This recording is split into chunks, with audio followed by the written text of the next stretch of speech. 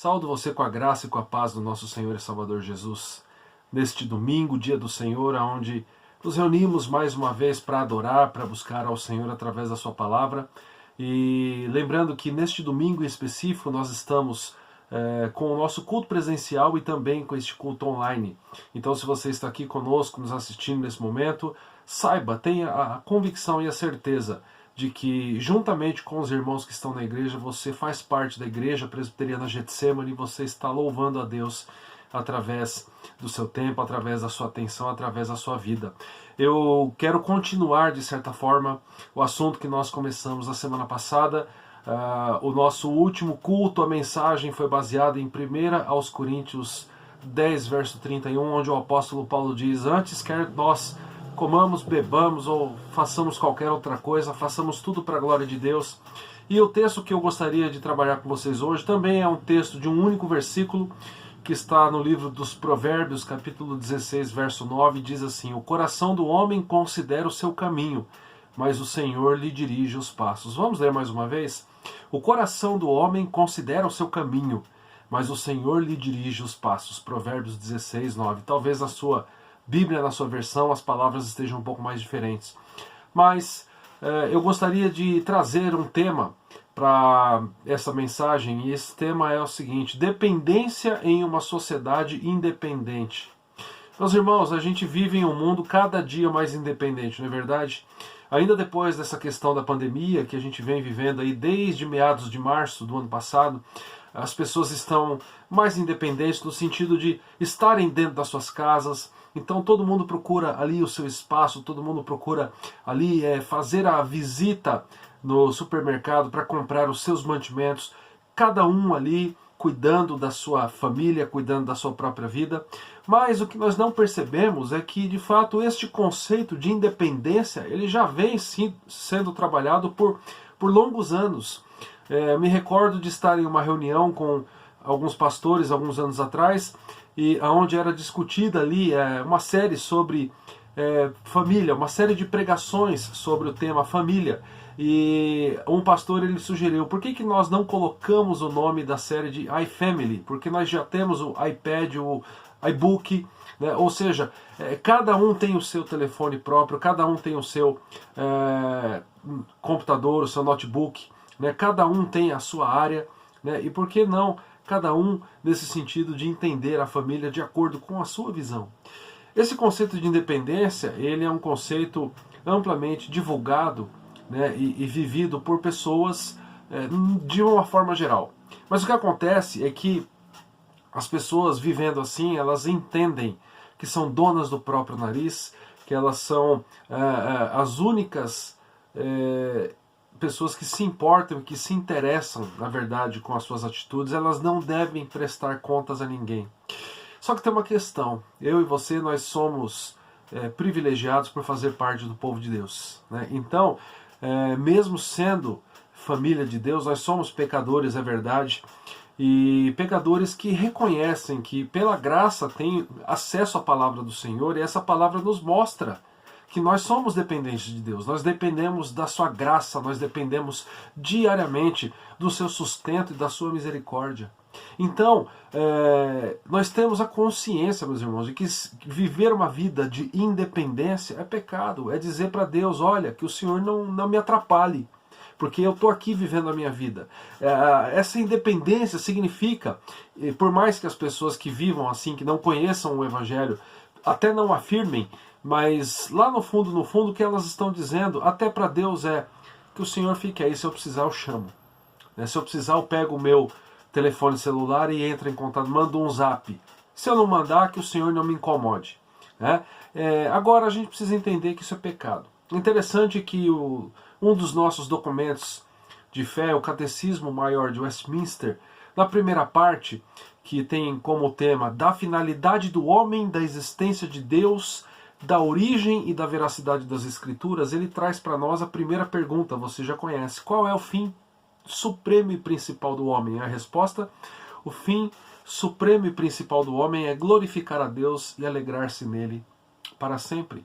Por isso, sem sombra de dúvida, nós precisamos entender que, como membros da Igreja Presbiteriana Getsemane, a nossa igreja ela deve ter como objetivo principal depender, glorificar, adorar a Deus. É isso que tem que mover as nossas vidas. Ao estarmos aqui neste culto, este culto, dentro do nosso entendimento, ele deve estar direcionado para Deus. Nós não estamos aqui para perceber e ao final dele nós afirmarmos ou não, eu gostei ou não gostei. Nós estamos aqui e devemos orar, Senhor, aceita o nosso louvor.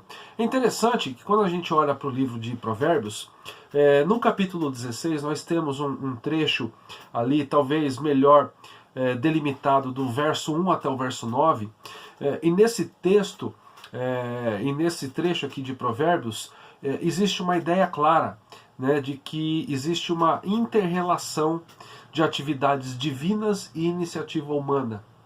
Tá aí nesse texto do verso 1 até o verso 9. E essa ideia dessa inter-relação de atividades divinas com a nossa iniciativa humana vai deixar claro, de acordo com os teólogos e os estudiosos da Sagrada Escritura, a seguinte ideia de que Deus ele não possui apenas a última palavra, mas ele possui a palavra mais firme. Existem duas palavras aí, existe a atividade divina e existe a iniciativa humana. Depois você leia o capítulo todo de Provérbios 16. Mas aqui nesse texto, e mais ainda sendo fechado com o verso 9, essa ideia tem que ficar muito clara para nós. Deus ele não é apenas uma das partes de um diálogo. Se estivéssemos conversando, como conversamos eu e você, como nós conversamos com amigos, se você sair para caminhar, provavelmente você vai chamar um assunto e você vai colocar ali o seu ponto de vista, e se você for educado, você também vai ouvir o ponto de vista da outra pessoa. Mas e aí você precisa fazer as considerações da sua parte e da parte dela, porque quando se trata das nossas visões, que são ainda falhas e limitadas, nós aprendemos uns com os outros. Quem é humilde sabe, e a Bíblia chama a nossa atenção a sermos humildes, que nós devemos considerar os outros até superiores como a nós mesmos. Mas quando nós estamos diante de Deus, as coisas mudam de figura. Não é que eu tenho que ouvir a opinião de Deus e Deus ele também tem que ser educado em ouvir a minha. Não. Deus, além de possuir a última palavra, ele também possui a palavra mais firme. E aí o verso vai começar dizendo o seguinte, que o coração do homem considera o seu caminho, ou a gente poderia dizer assim, que o coração de um ser humano, ele planeja. Por quê? Porque isso está em um verbo aqui no hebraico, yaseb, que também aparece lá no capítulo 6, no verso 3, no verso 18, e pode ser considerado aqui como um termo poético. E entendendo esse verbo, o que ele significa? O resultado dos processos de reflexão do ser humano ao elaborar estratégias que resultam em ações. Então, o verbo que está sendo traduzido aqui por planejar está dando essa ideia, de que são reflexões humanas que vão nos levar a elaborar estratégias. Mas é interessante que a maioria das vezes que esse termo é usado na Bíblia, com ocasião de 4 passagens nos Salmos, ele se refere a empreendimentos que não deram certo, a empreendimentos negativos. Então, muito provavelmente a ideia aqui no texto é que o coração do homem, ele planeja, o coração do homem considera o caminho. É assim que está traduzido, Ou, como eu coloquei, o coração de um ser humano ele planeja, mas com a ideia de que esse planejamento é falho, com a ideia de que existe uma grande possibilidade, de fato, desse planejamento dar errado. E aí, por exemplo, se você olhar no capítulo 16, o verso 1, nós temos essa ideia também, começando nesse pequeno trecho aí de 9 versículos, no verso 1 e no verso 9.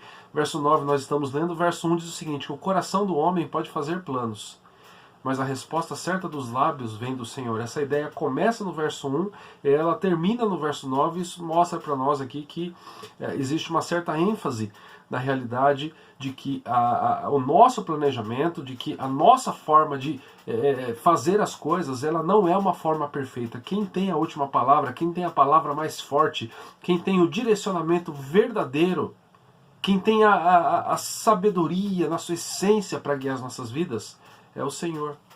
E aí o versículo ele vai continuar dizendo o seguinte, mas o Senhor lhe dirige os passos, ou Uma outra tradução poderia ser também, mas o Senhor estabelece os passos. É muito interessante a gente ver alguns comentários sobre esses textos, né, e esses versículos, e na Bíblia de Genebra, comentando sobre este trecho, né, no capítulo 16, verso 1 a 9, eles comentam da seguinte forma, né, o governo do Senhor, dizendo que esse texto está falando sobre o governo do Senhor. Diz, a sabedoria não pode ser obtida sem o reconhecimento de que Deus é quem está no controle de todas as coisas e também responsabiliza os seres humanos pelos seus atos.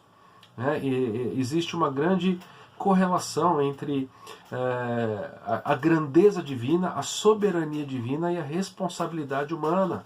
A gente não pode dizer simplesmente que tudo é culpa de Deus. Então, se a camada de ozônio está com um grande buraco, é culpa de Deus. Não, é culpa da irresponsabilidade humana.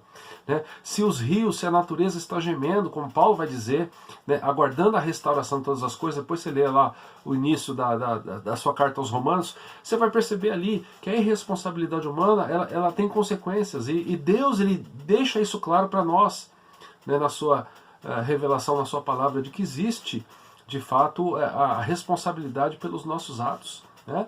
E agora, quando a gente olha para esse texto e o autor desse texto está dizendo assim, mas o Senhor lhe dirige os passos, se por um lado, né, o homem que planeja, o homem que considera ou planeja o seu caminho, ele é falho, o autor vai dizer, mas o Senhor lhe dirige os passos, ou ele é quem lhe estabelece os passos. E sabe o que isso quer dizer? Que um homem, que eu e você, que nós podemos planejar a nossa vida nos mínimos detalhes, mas nós não podemos implementar esse planejamento a menos que ele seja o mesmo plano que Yahvé, ou seja, que Deus tem para as nossas vidas. Se esse plano não for o mesmo, né, nós não vamos ter sucesso na nossa vida. Por mais que você valorize a questão de planejamento e até o planejamento estratégico, que aqui, como bons brasileiros, nós temos muito problema para isso, na grande maioria da população, mas não significa, meus irmãos, que se a gente atentar para cuidar da nossa vida em todos os detalhes, isso não significa que nós vamos conseguir a contento isso, nós não vamos ter o sucesso. O sucesso ele está relacionado diretamente à vontade de Deus. Por isso que nós somos e devemos ser dependentes em um mundo de independência. Se as pessoas têm olhado para a sua própria vida, para a sua própria existência, para a sua própria sabedoria, para os seus próprios atos, para as suas próprias posses e têm confiado nisso, a gente precisa entender que nada disso é segurança alguma. A nossa segurança, a nossa dependência está no Senhor. E o Senhor, ele se alegra, né, quando ele entende que nós vivemos de forma a depender dele. Nós não somos independentes do Senhor. Ser independente do Senhor seria a mesma coisa que dizer, nós não precisamos de ti. E se precisar, a gente manda um zap. Mas nós precisamos. Então, em uma sociedade independente, o nosso chamado é sermos, irmãos, dependentes de Deus. E aqui eu queria mencionar alguns textos bíblicos que deixam clara a ideia de que em várias passagens a Bíblia nos chama a dependência. Né? Em primeiro lugar, nós dependemos uns dos outros. Né? Ou seja, igreja, comunhão, é bênção de Deus para nós, nós precisamos dela. Por exemplo, quando você lê Colossenses 3,16, o texto diz, habite ricamente em vocês a palavra de Cristo, instruí-vos e aconselhai-vos juntos, mutuamente, em toda sabedoria, louvando a Deus com salmos e hinos e cânticos espirituais, com gratidão em vosso coração. Então, depender de Deus significa entender que nós precisamos uns dos outros, que nós precisamos da igreja, por mais que ela tenha falhas, por mais que existam questões a serem melhoradas, por mais que exista uma luta contra o pecado, por mais que vez ou outra, né, a gente fica sabendo, né, da queda de alguém, né, da queda no sentido da tentação e do pecado cometido, mas a gente precisa da igreja, porque depender de Deus significa também a gente olhar para a sua palavra e viver de acordo com ela. Um outro texto ainda, 1 Coríntios 12, do 12 a 14, diz assim, porque assim como o corpo é um e tem muitos membros, E todos os membros, sendo muitos, constituem um só corpo, assim também com respeito a Cristo. Pois em um só Espírito todos nós fomos batizados em um corpo, quer judeus, quer gregos, quer escravos, quer livres, e a todos nos foi dado beber de um só Espírito, porque também o corpo não é um só membro, mas muitos, ou seja, você é membro de um corpo. Então, já pensou se a sua mão decidir ser independente de você? É por isso que Paulo vai usar aqui a figura do corpo humano, dizer que todos os membros, sendo muitos, constituem um só corpo, e assim também em relação a Jesus. Então, como é que uma pessoa pode dizer, eu não preciso da igreja? Isso é um equívoco muito grande que deve ser evitado por nós. E ainda um outro verso que também nos mostra como nós dependemos uns dos outros e o que fazer em situações de erro, de equívoco, de pecado. Mateus 18,15. Se o teu irmão pecar contra ti, vai arguí-lo entre ti e ele só. Se ele te ouvir, ganhaste a teu irmão. A gente depende tanto da igreja que ao invés de apenas ficar enumerando ali as falhas, a gente precisa estender a nossa mão e auxiliar aquele que precisa ser auxiliado, repreender aquele que precisa ser repreendido. Mas esses 3 versos aqui, esses 3 trechos da Sagrada Escritura, eles falam sobre a dependência de um aos outros, ou seja, da igreja, da comunhão, da bênção da igreja na nossa vida. Só que existem textos que nos mostram que nós dependemos também, e além de entender que nós dependemos da igreja, nós dependemos do cabeça da igreja, Cristo. Olha lá Colossenses 1, do verso 15 ao 20. Este é a imagem do Deus invisível, o primogênito de toda a criação, pois nele foram criadas todas as coisas, no céu e sobre a terra, as visíveis e as invisíveis, sejam tronos, sejam soberanias, quer principados, quer potestades. Tudo foi criado por meio dele e para ele. Ele é antes de todas as coisas, nele tudo subsiste. Ele é a cabeça do corpo, da igreja. Ele é o princípio, o primogênito de entre os mortos, para em todas as coisas ter a primazia. Porque aprouve a Deus que nele residisse toda a plenitude, e que, havendo feito a paz pelo sangue da sua cruz, por meio dele, reconciliasse consigo mesmo todas as coisas, quer sobre a terra, quer nos céus. Eu não estou aqui afirmando que em um mundo onde as pessoas julgam ser independentes, nós devemos dizer, eu sou dependente e ponto final. Nós dependemos, mas de quem? De Deus. E se você segue o Deus da Bíblia, você vai seguir o Deus que diz o seguinte, então você depende da igreja, você depende do meu filho, que é o cabeça da igreja. A dependência, meu irmão e minha irmã, a Deus nos leva a agir de acordo com o conhecimento que nós adquirimos da palavra. E aqui uma outra verdade, ou seja, o que eu estou querendo dizer? A dependência de Deus nos leva à obediência às suas leis. Eu estou fazendo a leitura de um livro, queria compartilhar um trecho com você. Rick Warren, no livro Uma Vida com Propósitos, talvez você já leu, ele expõe que o primeiro e principal propósito da vida do cristão deve ser o entendimento de que, 2 pontos, você foi planejado para agradar a Deus. Ele diz que deve estar clara esta ideia na mente de cada cristão, a ideia de que nós estamos aqui porque Deus nos criou para a honra e glória, nossa, não dele. Que todas as coisas foram feitas para Ele, por intermédio dEle, Jesus, e sem Ele nada do que foi feito se fez. Ou seja, ser cristão significa abrir mão do controle, por prazer, do controle por conforto, porque a gente entende que nós não estamos aqui para sermos servidos, mas para servir, assim como Jesus. E ele diz então no livro dele o seguinte, que Deus não lhe deve explicação ou motivo para tudo o que ele lhe manda fazer. A compreensão pode esperar, mas a obediência não. Obediência imediata lhe ensinará mais sobre Deus do que uma vida inteira de discussões bíblicas. Eu gostei tanto dessa frase, eu vou ler mais uma vez. Obediência imediata a Deus lhe ensinará mais sobre Ele do que uma vida inteira de discussões bíblicas. Na verdade, ele continua, você jamais compreenderá algumas ordens sem que as tenha obedecido primeiro. A obediência libera a compreensão. E ele continua dizendo ainda, frequentemente tentamos oferecer uma obediência parcial. Olha o perigo. Queremos escolher as ordens a que obedecemos.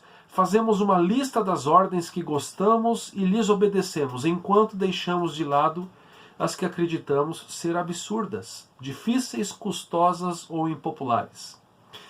Exemplo, vou à igreja, mas não vou dar o dízimo. Outro, vou ler a Bíblia, mas não perdoarei a pessoa que me magoou. E ele encerra esse trecho dizendo, todavia, obedecer parcialmente é desobedecer. E se você quer, assim como é o desejo que o Senhor tem para a nossa vida, para a nossa igreja, que sejamos uma igreja dependente dele, nós temos que ser então obedientes. Não de forma parcial, mas obedecer em tudo. Nós não podemos escolher quais partes nós vamos obedecer e quais não. E aqui uma pergunta que não quer calar. Nessa altura dessa nossa conversa, as minhas atitudes declaram que eu sou uma pessoa independente ou alguém que demonstra dependência e obediência a Deus? A minha vida de oração mostra que de fato eu dependo de Deus? A minha vida de leitura da palavra, ela tem sido trabalhada, eu tenho aprendido mais? Aquilo que eu faço com as minhas posses, com o meu dinheiro, qual foi a última vez que eu fiz um curso para aprender mais sobre a Bíblia? Qual foi o último livro de teologia que eu comprei? Ah, mas eu não sou pastor, mas nós somos cristãos e tem tanto material bom para a gente aprender mais teologia. Tanto material, por exemplo, para você aprender sobre vida de santidade. Depois eu posso, nos nossos grupos de WhatsApp, deixar aí algumas dicas, vocês me lembrem, sobre leitura, sobre santidade, sobre vida cristã. Qual foi a última vez que você teve a prática do jejum na sua vida? Qual foi a última vez que você falou do Senhor para alguém? Porque essas atitudes, meus irmãos, é como Rick Warren disse no livro dele, essas atitudes de depender de Deus, ou seja, de entender que nós o obedecemos, elas nos ensinarão mais sobre Deus do que uma vida inteira de discussões bíblicas. Tem gente que passa a vida inteira na igreja e talvez não perdoa algo que aconteceu, uma mágoa há 30, 40, 50 anos atrás.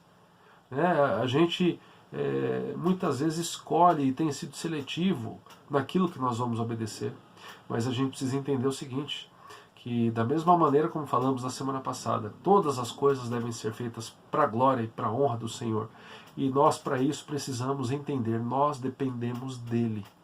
E se eu dependo de Deus, quanto tempo eu tenho dado para trabalhar a minha vida, a minha intimidade com ele? Que você possa refletir e que ainda neste começo de ano Deus fale através dessas mensagens ao seu coração e que você possa buscar uma vida de mais intimidade com ele, para a honra e glória dele. Em nome dele, Jesus, nós oramos. Amém. Obrigado, Pai, porque tem nos abençoado. Obrigado porque a tua palavra tem falado conosco, no sentido de que todas as coisas são feitas para o Senhor, para a tua honra e para a tua glória, e que a gente possa entender, ó Pai, que por mais que nós façamos planos, as respostas, o direcionamento vem do Senhor, é o Senhor quem tem, ó Pai, o controle de todas as coisas, de maneira que sabedoria para nós deve ser depender de Ti, e que possamos neste mundo, ó Pai, que levanta a bandeira da independência, dizer em alto e bom som, nós dependemos do Senhor dos Exércitos. Nós oramos em nome do Senhor Jesus. Amém e amém. E que a graça do nosso Senhor e Salvador Jesus, que o amor do nosso amado e eterno Pai, que a comunhão e o consolo do Santo Espírito estejam sobre nós, hoje e para todo sempre. Amém e amém. Que você mostre para as pessoas com as suas atitudes que você depende do Senhor dos Exércitos. Que Deus te abençoe.